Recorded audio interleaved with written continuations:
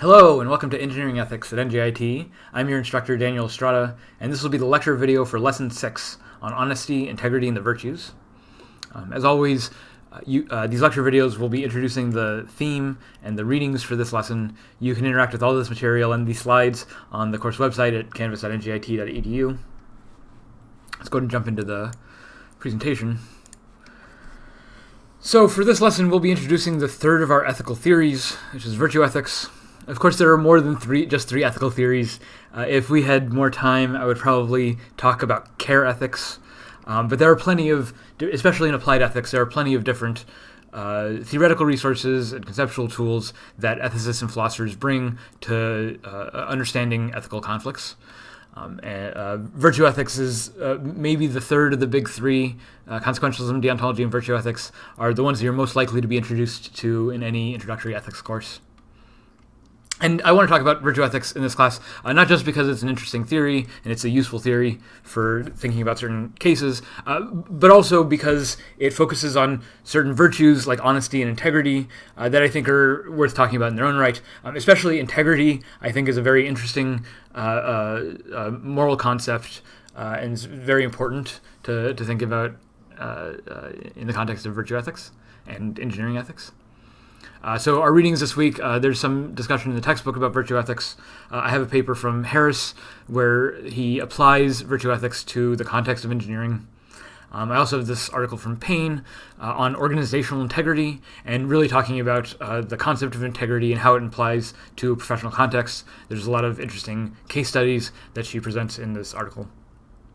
I also have a lot of optional readings, a couple of readings about corporate social responsibility, which is not just about corporations being ethical, but more about how corporations present themselves as being ethical as part of their marketing strategy, and so how integrity matters to corporate social responsibility. I also have this article from Sim on Aristotle, Confucius, and virtue ethics. If you're interested in some of the background theory and philosophy involved here, it might be interesting to you. All right, so you might remember from the last few classes, last few lessons, I've been using this scheme to distinguish the different ethical theories that we're covering. I've said that consequentialism emphasizes what's good in terms of the outcomes and consequences. The deontology emphasizes what's right in terms of principles and obligations that guide right action. And virtue ethics emphasizes, in contrast to the other two, virtue ethics, you might think, emphasizes what's best, and in particular, what's best of its kind. So you can think here of best as being not just what's good or not just what makes people happy, and also not just what follows a rule, but what's best in the sense of an ideal or an exemplar.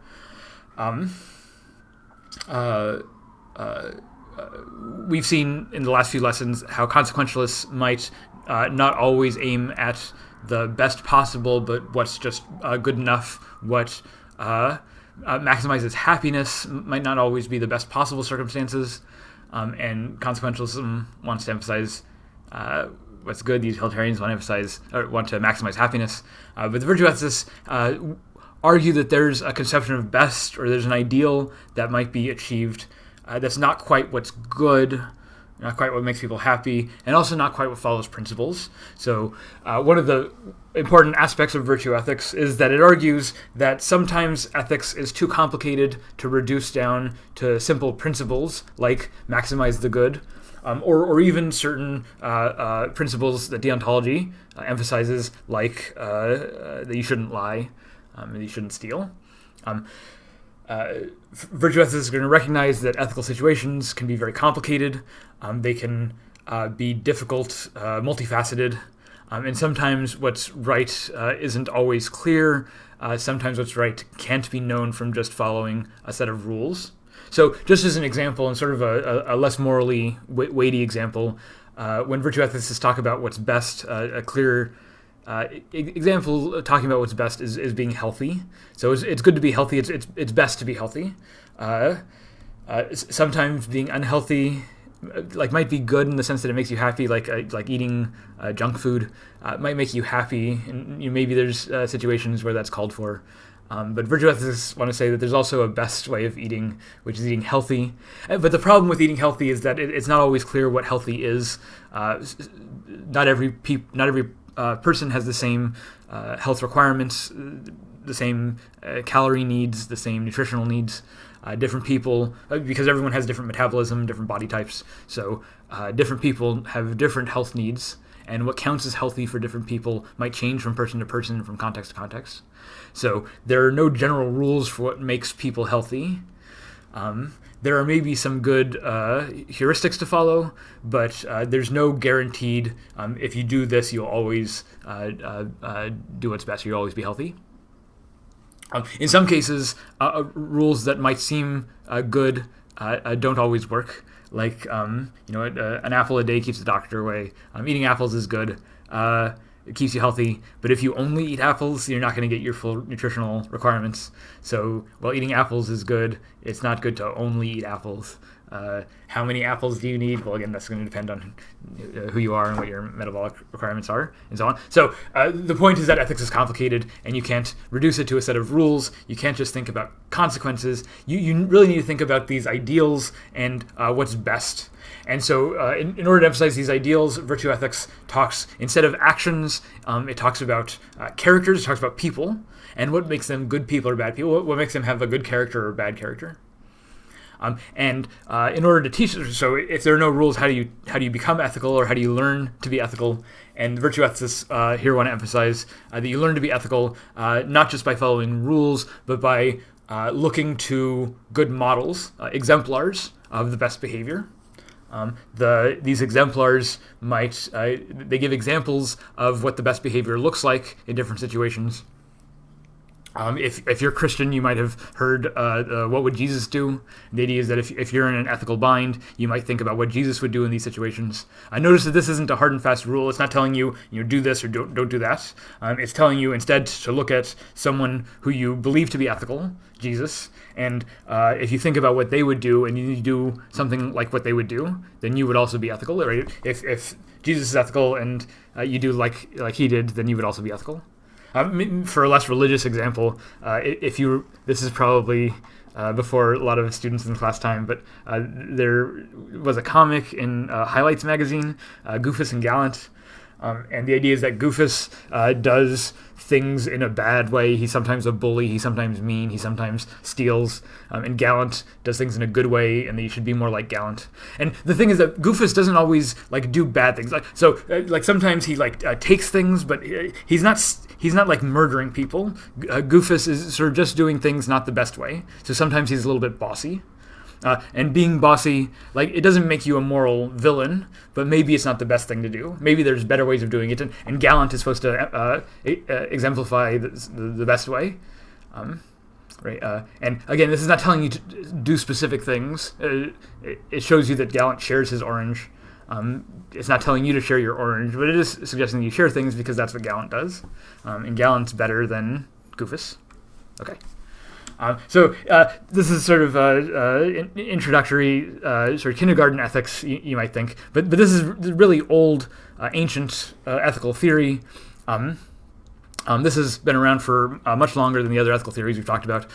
Consequentialism and deontology are really modern ethical theories. They're theories that were developed after the scientific revolution in the last couple of hundred years. There are versions of it that are older than that, but really the modern theories that we've discussed in this class are fairly recent ethical theories, whereas virtue ethics is ancient. This comes from philosophers and thinkers thousands of years ago. From all over the world, versions of virtue ethics sort of appear in lots of different cultures across the ancient world. I'm only going to talk about two figures in virtue ethics, Confucius and Aristotle.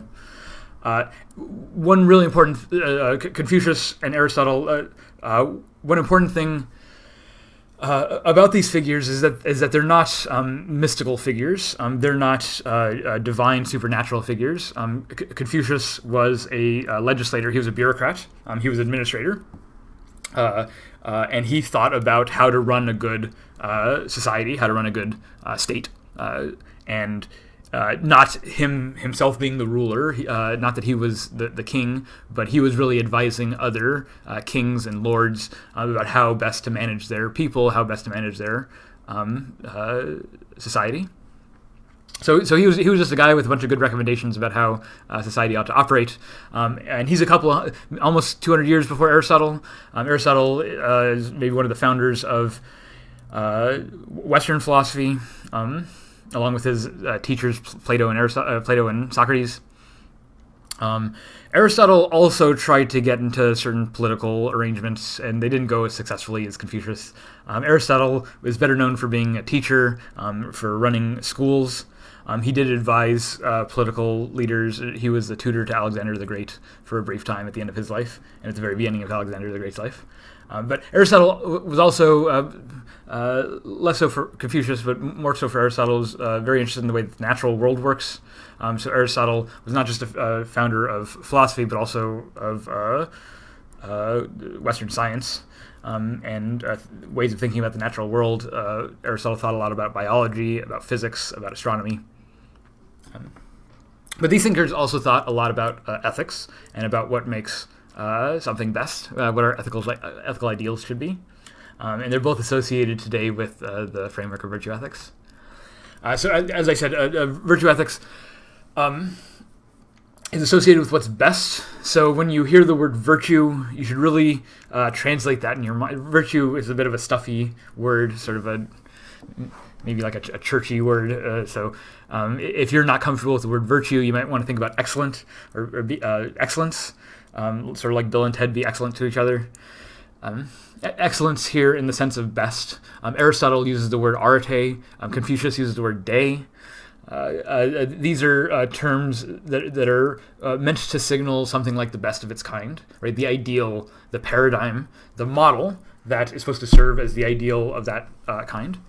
There is something like this already in professional practice or professional contexts in industry. It's sometimes called best practice. So the example that I'm thinking of is if you've ever written software,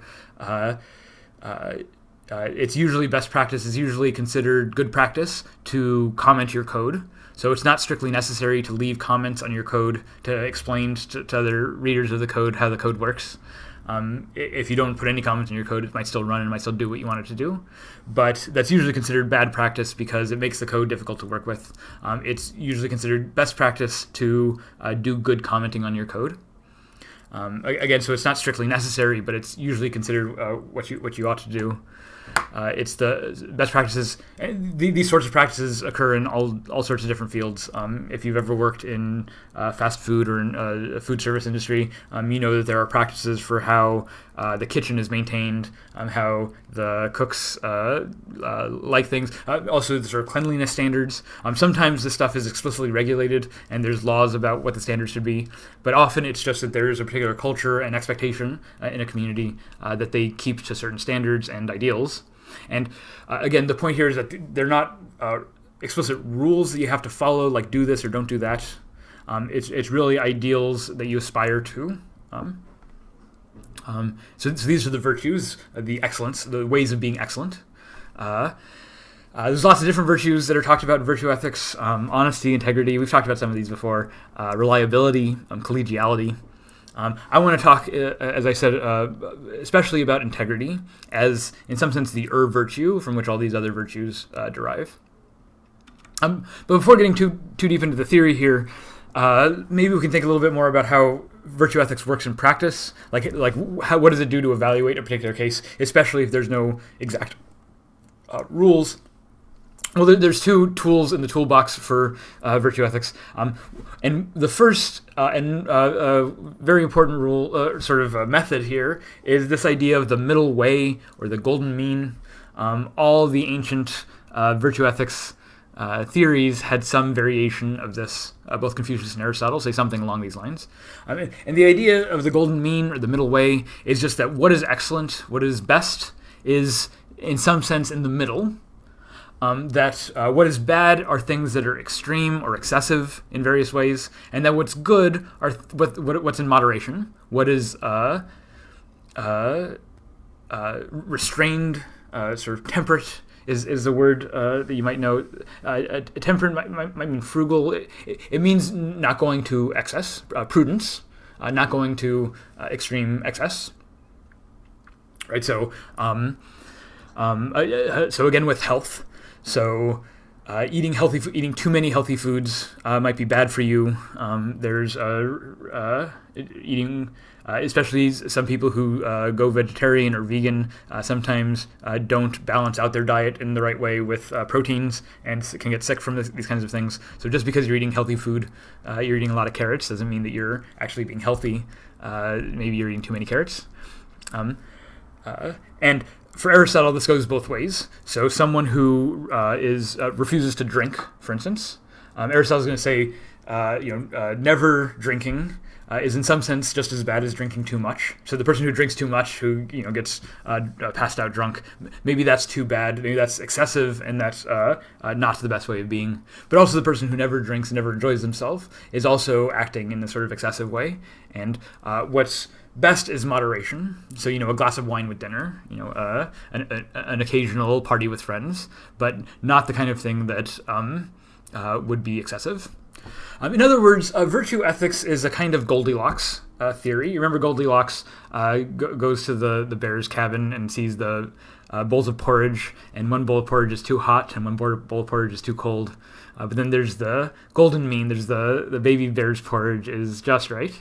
And that's the middle way, the moderate position between the extremes. That's where the virtues lie.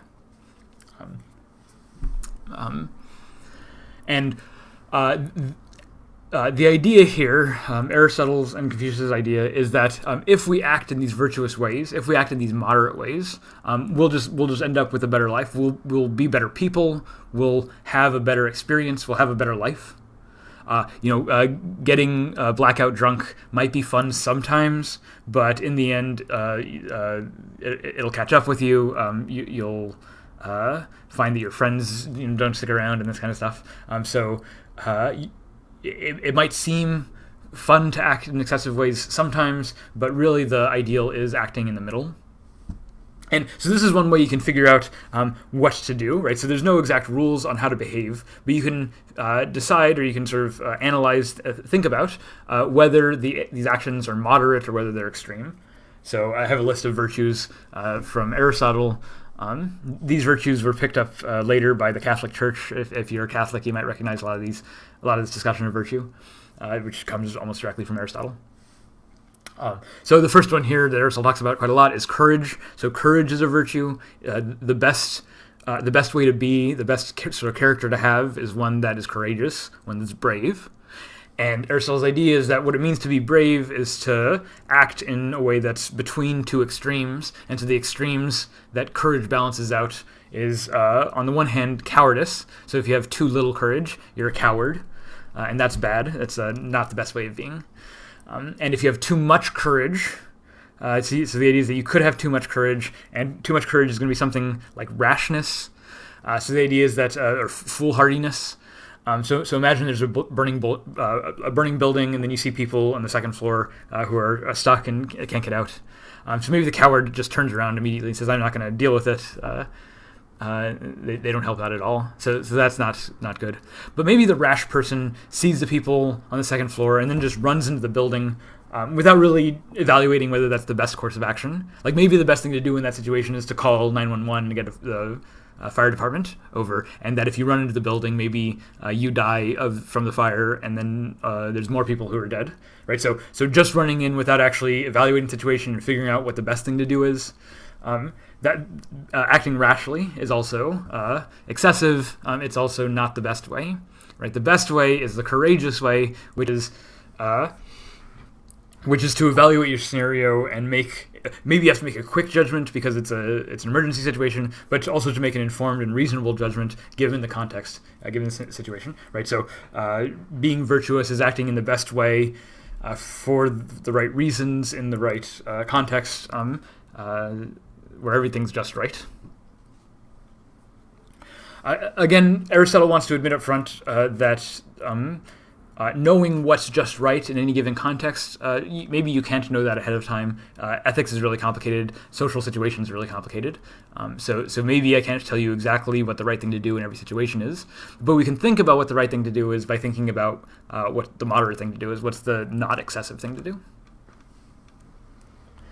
But there are more resources. It's not just the middle way that defines what's virtuous, because just because you know what's virtuous doesn't mean you'll always do it. So Aristotle, for instance, emphasizes that what helps virtuous behavior is not just acting in the moderate way, but forming a habit of acting in the moderate way, habituating the moderate behavior.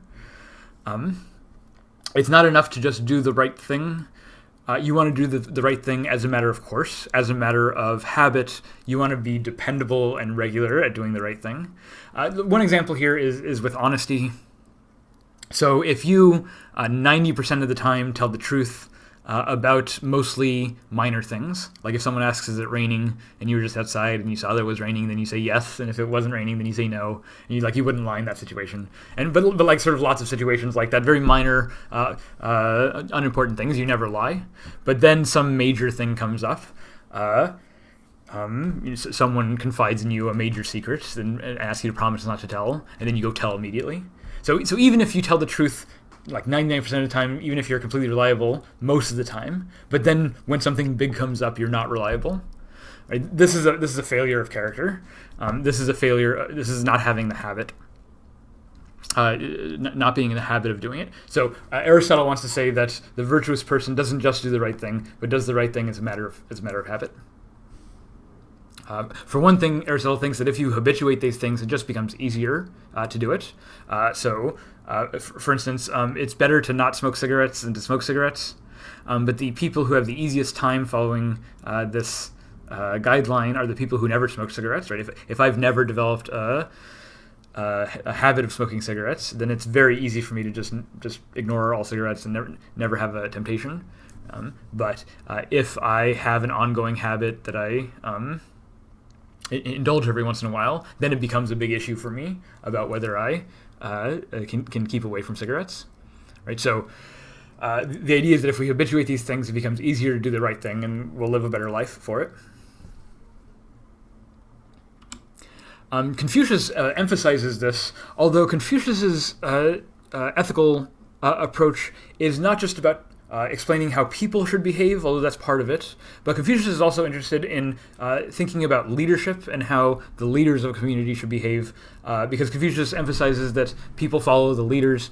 Aristotle says something like this also, that it's important for a political system to get into good habits. But Confucius emphasizes that the habits that a society develops will, to some extent, be adopted from its leadership. So Confucius emphasizes the importance of things like ritual and of the particular demands on certain key social roles, like the leader, like the king or the lord of a land.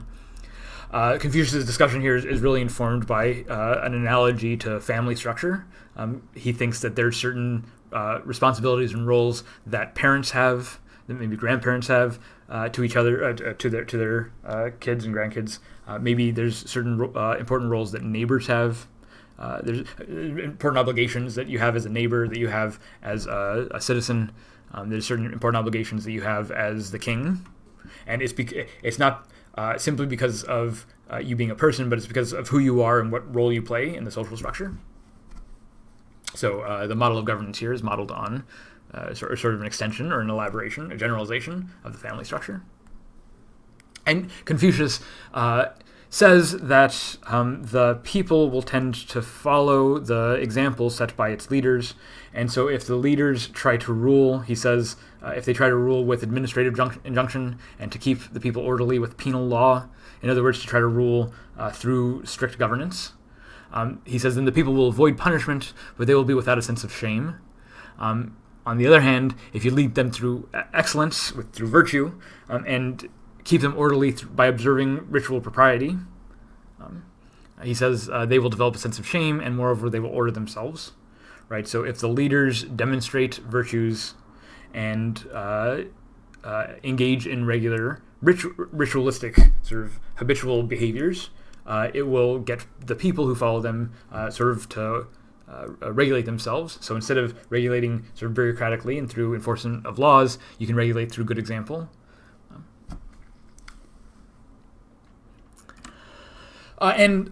So this is maybe some explanation for why the course has been set up the way that it has been up to this point. I'm not just telling you what the rules are. We've looked at the Code of Ethics, but the point isn't just to memorize and get you to follow those rules. The point is really to make you understand why those rules are important, and we do that not just by memorizing rules, but by looking at different case studies, by looking at examples of good behavior, examples of bad behavior. The models that we look at, they can't just be the models of good behavior, because we want to know not just what to do, but also what not to do. So we also want to have good models of bad behavior in order to help think through the ways that we should act in these different ethical situations. So this is why we think about these historical cases. The historical cases give us context and resources for thinking about ethical conflicts without just reducing it to rules or to outcomes.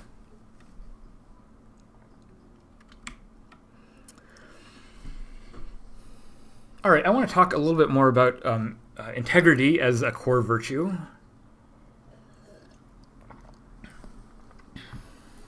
Let me see here.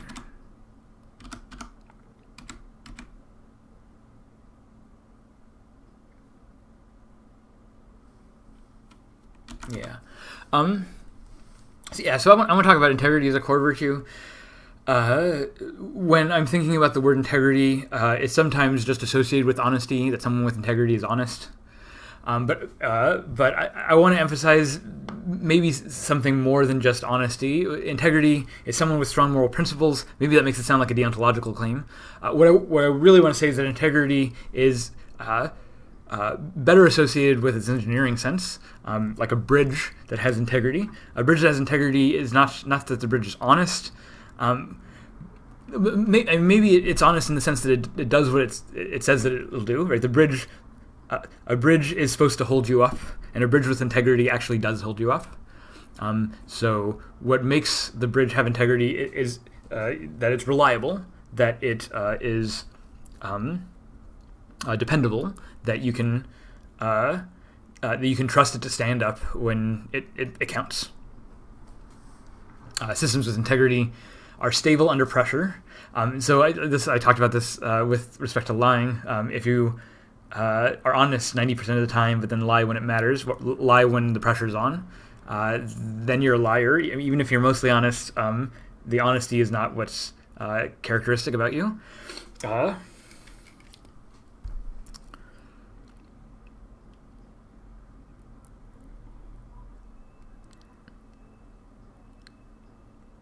So I think integrity has an important engineering sense of just being stable, dependable, reliable. And I want to say that this also matters very much in ethics. What matters about honesty is not just that you tell the truth, but that you tell the truth dependably, that you tell the truth reliably, you tell the truth when it matters. And this is really what matters in all of the sort of virtue cases, the case of courage, the case of all the virtues. I think it's less important that your behaviors are moderate, and it's more important that their behaviors are reliable, dependable, that we know who you are, we know the kind of character that you have, and that we know what we can count on you to do. So the textbook talks about the different virtues of professionalism, and some of these virtues apply to the traditional understanding, or the sort of common sense understanding of engineering as being a technical mastery. And in some sense, this is a virtue of engineering, is that there's a certain amount of competence and technical skill that's involved in becoming an engineer. And so the best engineer has competence, mastery of these technical skills. But these aren't the only virtues of engineering. The best engineer is also going to be promoting the public health, safety, and welfare. They're going to be committed to the public good. They're not going to be deceptive in their engineering projects. They're not going to build shoddy work. The best engineer is going to cooperate with their colleagues. going to respect nature, and so on.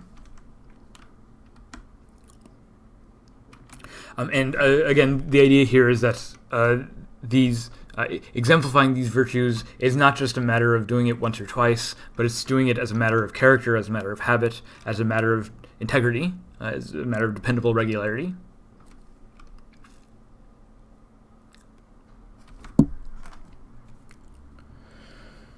All right, so just as a brief exercise to start some more of this discussion, if you look at the NSP Code of Ethics, we've looked at this a few times, and next lesson, lesson 7, we're going to do some detailed investigation of the NSP Code of Ethics. But if we just look at the fundamental canons, which we've looked at a couple of times already, you might want to pause the video here and just look at this carefully to see if you can spot any virtue ethical reasoning.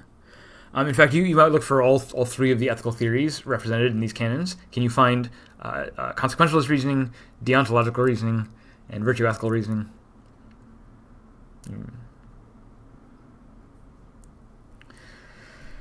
So I want to say hold paramount the health, safety, and welfare of the public. I think that's a principle that seems like deontological reasoning. Perform services only in the area of competence. That seems to emphasize the social role. Maybe it's a best practice.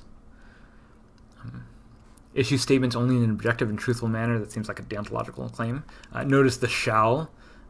Shall claims tend to be obligations, duties, and tend to be deontological claims. Act as faithful clients and trustees. These are virtues. Faithful agents and trustees. Avoid deceptive acts. Act honorably, responsibly, ethically, and lawfully.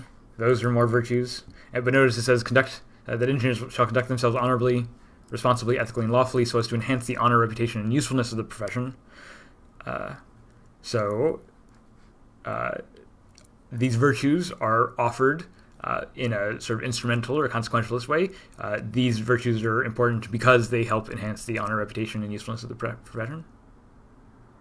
So all of these ethical theories are present in the NSP Code of Ethics. Yeah. In the Charles Harris paper on the good engineer, he defends virtue ethics as being important to engineering because of the professional virtues, both the virtues of competence and technical skill, but also the virtues of sort of good social behavior, sensitivity to risk. One of the things that Harris emphasizes is that good engineers, because of their technical competence, will also be in a special position to notice risks when they arise. And not always because there's explicit rules excluding those things, but it's because engineers, through developing their technical mastery, might also come to appreciate what's risky and what's not, what's good or safe for the public, and what's not. So to be a good engineer, to be the best kind of engineer, you have to develop these kinds of competencies, these virtues.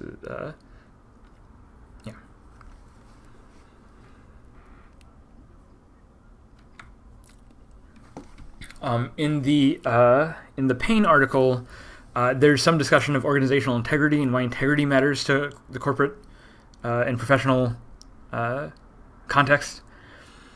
There's lots of good discussion in here, and there's in particular lots of case studies to go through that she goes through in this paper. I just wanted to pull out two of them to emphasize the importance of integrity. One she discusses is the Beechnut case. So apparently in 1987, Beechnut had just brought a new CEO into the company. And the CEO had been around for 2 years when he found out that the company was selling 100% real apple juice, but it wasn't actual apple juice. It was just sugar water. They were getting concentrate from a supplier who was selling it very cheap. And the reason they were selling it so cheap is because there was no actual apples in the juice. It was just sugar water. So the CEO found out about this. But the CEO was brought in at this time because the company wasn't doing so well. They wanted to turn around their financials, their fundamentals,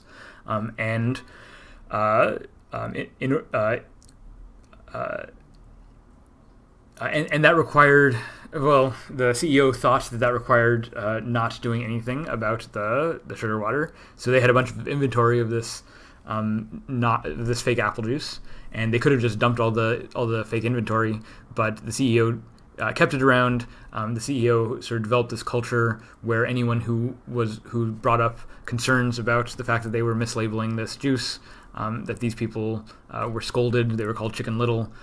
They were marked poorly in their annual review if they were brought up these kinds of concerns. And Paine's point here is that they had an ethical obligation and a legal obligation, and their attempt to control the culture through this cultural attitude that rejected the ethics. It caught up with them because the FDA found out, and there were lawsuits, and eventually Beechnut was fined $25 million for falsely advertising its apple juice. So the idea is, the lesson here is that the honesty matters. It matters that you do what you say you do, because sometimes there are bad consequences. Is that consequentialist reasoning, or is that virtue ethical reasoning? That's a good question. But Paine contrasts the Beechnut case with the Tylenol case from Johnson & Johnson a few years earlier. So this is an interesting case. If you want to read it, the links here on the slides to the Wikipedia pages on the scandals. But in the Tylenol case, apparently there were a few bottles of Tylenol that were found to be laced with cyanide. These bottles were all in the Chicago area, and it probably, as far as I know, they haven't figured out what the problem was, but it probably was not a manufacturing problem. It was probably someone who went into the store, or maybe to a couple of stores, and deliberately laced the bottles of Tylenol in those stores with cyanide. So it didn't seem to be a problem with the manufacturing. In other words, it didn't seem to be Johnson & Johnson's fault. Nevertheless, 7 of these cases showed up in a very brief period of time in the Chicago area, and there was a big media story and a lot of concern about the safety of the pills. Again, Tylenol didn't really believe that they were at fault with this, or that it represented some error in the manufacturing process or the production process. But because of the public fear, the stocks for Tylenol tumbled, and Johnson & Johnson made at the time, an unprecedented decision of a nationwide recall. They recalled 31 million bottles of Tylenol from across the country. This was a hugely expensive process. They had to just destroy a bunch of inventory. 31 million bottles is a lot of inventory, and they just destroyed it all. But they did it not because of safety concerns, but because of public perception concerns. They were worried that if they didn't do something dramatic to address these public concerns, that public confidence in the brand, public trust in the brand as a safe product would go down. So they threw out the inventory in order to save the brand, in order to maintain the appearance of responsibility and integrity in the face of the public, and it worked. Their stock recovered. It was a huge success story, and it sort of set a precedent in the industry, and especially in the pharmaceutical industry, to start issuing recalls. If you read the paper before this, people were quoted as saying before 1982 no one ever recalled anything, but because Tylenol did such a widespread and public recall, it restored public confidence in their in their business. So after going through a couple these case studies and a few more, Paine derives some lessons about integrity in the corporate environment, and I think the really important theme she hits on is about integrity versus compliance. So in any industry, almost any industry, maybe not the social media industry, but in most industries there will be regulations, there will be laws and rules about what you can and cannot do. And you are expected, obviously, to follow those laws to meet those professional standards. When you meet those professional standards, you have complied with the standards, you've complied with the law. And what Paine says is that there's a difference between compliance and integrity. Compliance is in some sense the bar. You have to meet the minimum. The minimum acceptable behavior. If you're compliant, then you've met that minimum legal requirement. If you're not compliant, then you might get sued or fined. There might be legal repercussions. But compliance is the minimum requirements for staying within those regulation guidelines. But compliance does not mean integrity. Integrity is exemplified not just by someone meeting the bare minimum rules, but by someone who understands what those rules are for, or by a company or a person who understands what those rules are for, like the purpose and point of those rules, and then follows the spirit of those rules instead of just the letter, right? So you sometimes hear in legal scenarios talking about the spirit versus the letter of the law, right? What is the point? What is the reason for the law versus what does the law say, like literally on the page? And you might follow what the law says literally on the page as the bare minimum, but ideally, in terms of what's best, you would have integrity and you'd follow the spirit of the law, you'd follow the reason that the law is there. And Paine says the same thing for corporate regulations and compliance. Compliance is the sort of bare minimum, but sometimes compliance isn't good enough. Sometimes sort of merely being compliant maybe it gets you out of any legal trouble, but maybe it's not enough to actually keep your company together. And so again, the examples here with Beech Nut and Tylenol. Beech Nut was violating the law by selling sugar water and advertising it as apple juice. But there's also this failure of integrity. The CEO knew better than to do this and decided to do it anyway. So there's this sort of, not just that they were acting illegally, but there was this failure of integrity. Tylenol was not under any legal obligation to issue this recall. It was a hugely expensive thing, and there was no regulation that said that they had to, right? So if they were just operating by compliance standards, then they wouldn't have issued the recall because there was no law saying that they had to. But Tylenol, or Johnson & Johnson here, is not merely interested in following the letter of the law. They're interested in keeping their company respectable in the eyes of their consumers. And that requires doing more than mere compliance. It requires demonstrating your integrity, demonstrating that you're willing to sacrifice the potential profit for the sake of safety and, importantly, for the sake that your consumers believe you to be safe and continue to have a high sense of your reputation.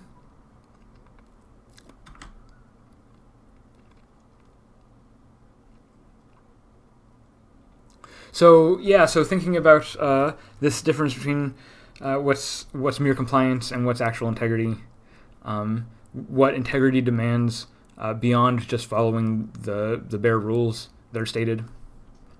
Thinking about this stuff is going to be good. I have more resources for thinking about corporate social responsibility and for what integrity looks like in a corporation.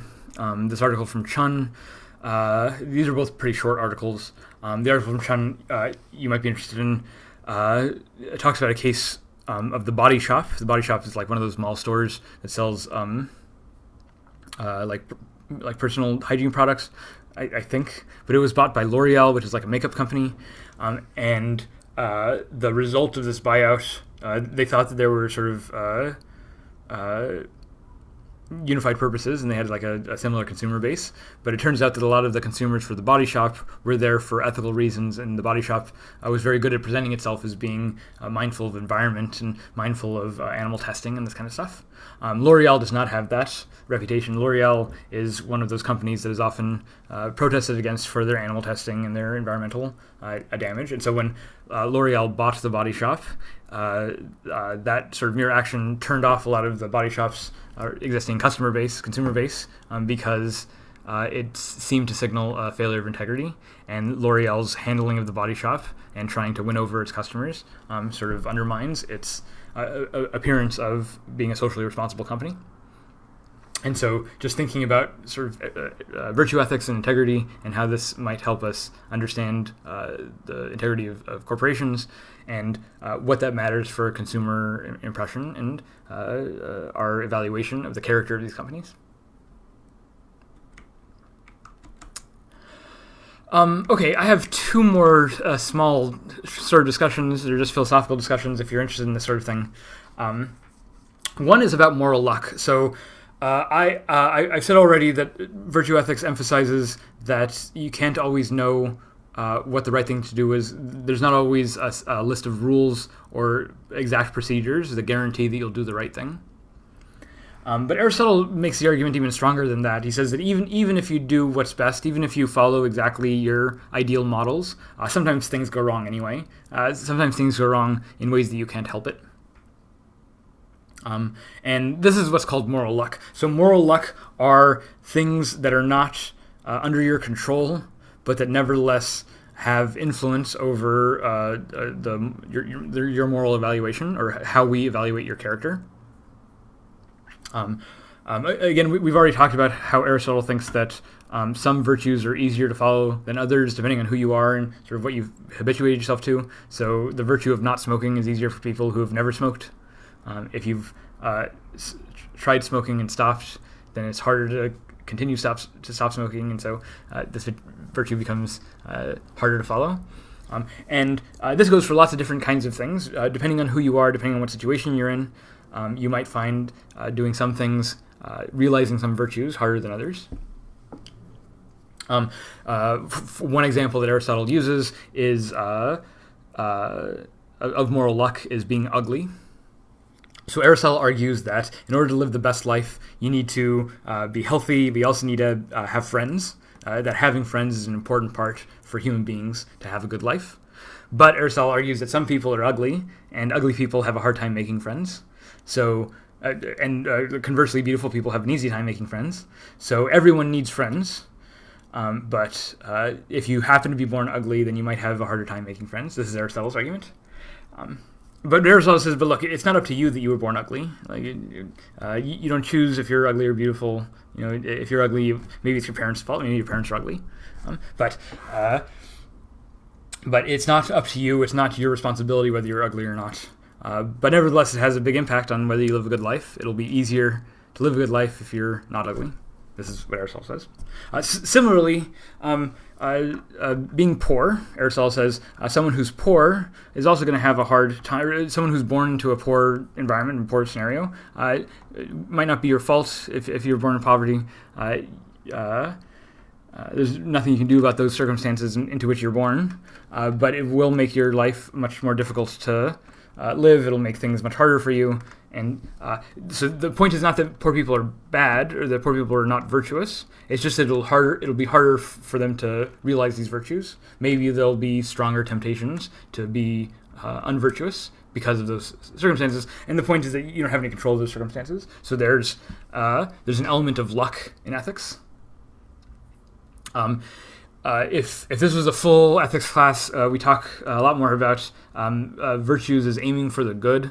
So the standard example in teaching virtue ethics is something like an archer aiming for a bullseye. So there's an archer with a bow and arrow aiming for a bullseye.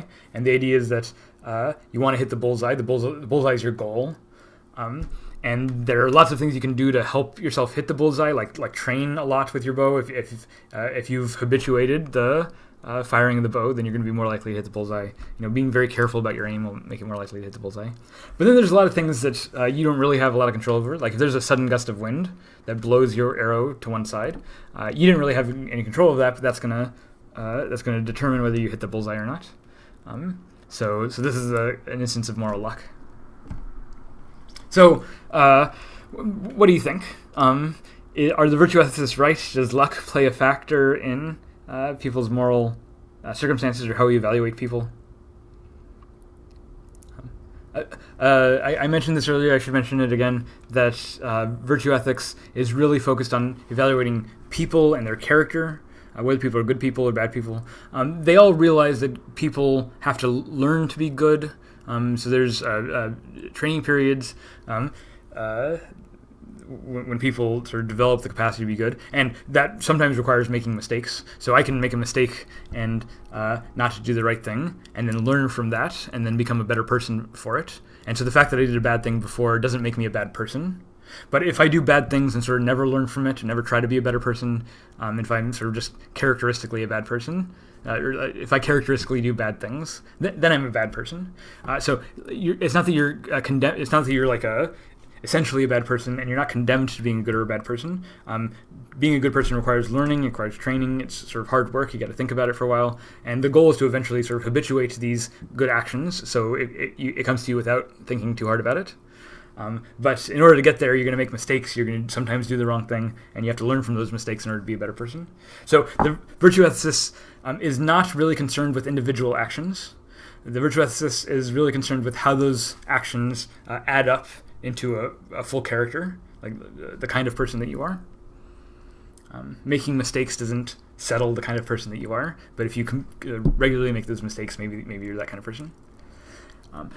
In contrast, the deontologists and the consequentialists aren't really concerned with character. They're not concerned with the kind of person you are. They're really just concerned with what you do. Are you doing the right thing for the right reason?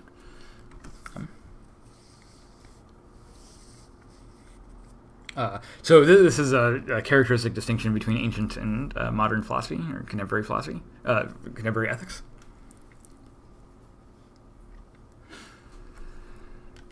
So you can think about moral luck. There's one more issue with virtue ethics, as I've sort of set it up, that you might want to think about, which is questioning whether the middle way is always virtuous. Sometimes people criticize this way of thinking, this sort of golden mean way of thinking, calling it the fallacy of the center. But the idea is that maybe sometimes the middle way isn't always the best way. Maybe sometimes the moderate position between the extremes isn't always the best way to act. Maybe sometimes the extremes are the best way to act. And my favorite example of how the extremes might be for the best, that it's not always the moderate position that's best, but sometimes the extremes might be the best, is with the gay marriage debate and how the gay marriage debate played out over the last couple of decades. So you might remember during the gay marriage debate, before gay marriage was approved in the Supreme Court, there were lots of political debates. So back in the 90s, the public opinion was very much against gay marriage. The people who supported gay marriage were very much in the minority. This is in the mid-90s. I think Ellen came out in 96 or 97. So this is very early days in the gay marriage movement. The gay rights movement goes back much longer, but in the gay marriage movement becomes really of popular concern in the mid-90s or so, but public sentiment was very much against it. But over the next 2 decades, public sentiment flipped almost exactly. So whereas today the majority of people, the solid majority of people, are in favor of gay marriage, and the solid minority, or the clear minority of people, are opposed to gay marriage.